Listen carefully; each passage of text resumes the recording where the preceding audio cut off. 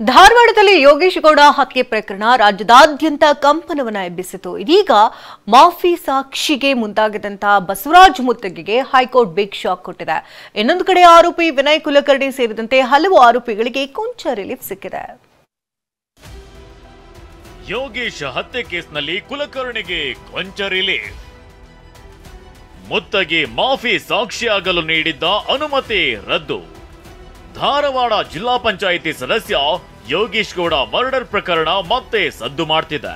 2016ರಂದು ಕೊಲೆ ನಡೆದ ಬಳಿಕ ಆರೋಪಿ ಬಸವರಾಜ್ ಮುತ್ತಗಿ ಆತನ ತಂಡವನ್ನ ಪೊಲೀಸರು ಬಂಧಿಸಿದ್ರು. ಆದ್ರೆ ಸಿಬಿಐ ಪ್ರಕರಣದ ತನಿಖೆ ನಡೆಸಿದಾಗ ಅಸಲಿ ಹಂತಕರೇ ಬೇರೆ ಅನ್ನೋದು ಬಯಲಾಗಿತ್ತು.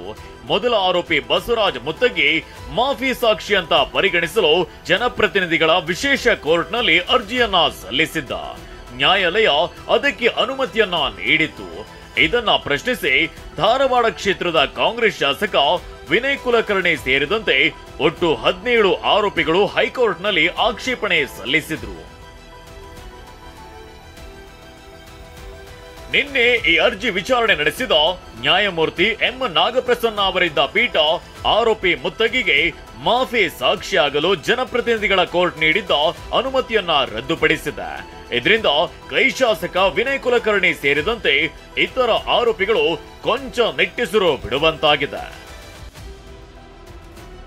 ಈ ಪ್ರಕರಣದಲ್ಲಿ ಆರೋಪಿಯನ್ನ ಮಾಫಿ ಸಾಕ್ಷಿಯನ್ನಾಗಿಸುವುದಕ್ಕೂ ಮೊದಲೇ ಅಪರಾಧ ದಂಡ ಸಂಹಿತೆ 1973ರ ಕಲಾಂ 164ರ ಅಡಿಯಲ್ಲಿ ಮ್ಯಾಜಿಸ್ಟ್ರೇಟ್ ಮುಂದೆ ಮಾಫಿ ಸಾಕ್ಷ್ಯ ಹೇಳಿಕೆ ದಾಖಲಿಸಿಕೊಂಡಿದ್ದು ಕಾನೂನು ಬಾಹಿರವಾಗಿದೆ. ವಿಚಾರಣಾ ನ್ಯಾಯಾಲಯದ ನ್ಯಾಯಿಕ ಪ್ರಕ್ರಿಯೆಯಲ್ಲಿ ಒಂದೊಮ್ಮೆ ಲೋಪ ಕಂಡು ಬಂದ್ರೆ ಅದನ್ನ ಪ್ರಶ್ನಿಸಬಹುದು. ಆರೋಪಿ ಬಸವರಾಜ್ ಮುತ್ತಗಿ ಬೇಡಿಕೆಯನ್ನಿಟ್ಟು 2ನೇ ಬಾರಿ ಅರ್ಜಿ ಸಲ್ಲಿಸಬಹುದು ಅಂತ ಹೈಕೋರ್ಟ್ ನ್ಯಾಯಮೂರ್ತಿಗಳು ಅಭಿಪ್ರಾಯಪಟ್ಟಿದ್ದಾರೆ.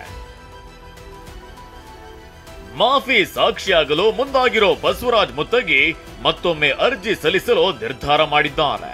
ಒಂದ್ ವೇಳೆ ಮುತ್ತಗಿ ಮನವಿಯನ್ನ ನ್ಯಾಯಾಲಯ ಪರಿಗಣಿಸಿದ್ರೆ ಶಾಸಕ ವಿನಯ್ ಕುಲಕರ್ಣಿಗೆ ಮತ್ತೆ ಸಂಕಷ್ಟ ಎದುರಾಗೋದು ಫಿಕ್ಸ್ ಆಗಿದೆ. Narasimhamurthy patty, TV9 Dharwad.